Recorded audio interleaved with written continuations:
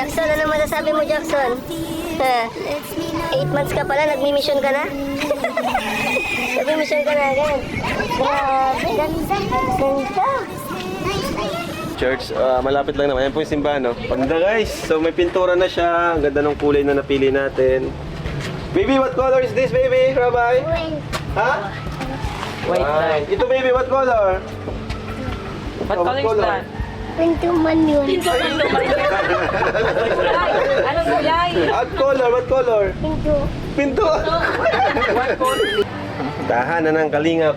Siyempre, another blessing na naman ito at nakakatuwa kasi ito ay malapit sa atin na nagbabahayan. Ay, oo. Matagal lang, siyempre kasama ng family. Di ba, best friend ni Best friend Papa. ni Papa yan.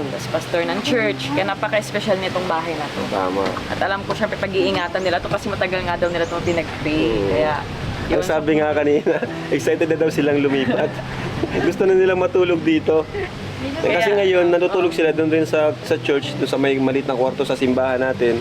Doon sila natutulog ngayon. Pero ngayon, may sarili na silang matutulugan na matatawag nilang sariling tahanan. yes.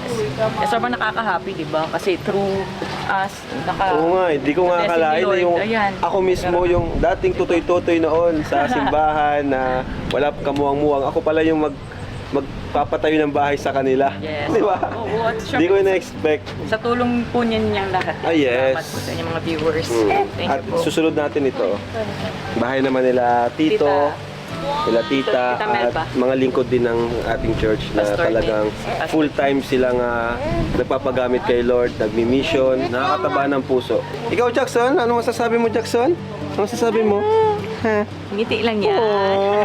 Ngiti lang. Ito, tingnan niyo po, antok na yan, pero tingnan niyo naman, ngiti pa rin. Ano masasabi mo sa hamster? Itong dalawang to, magkaiba po sila ng ugali, ano?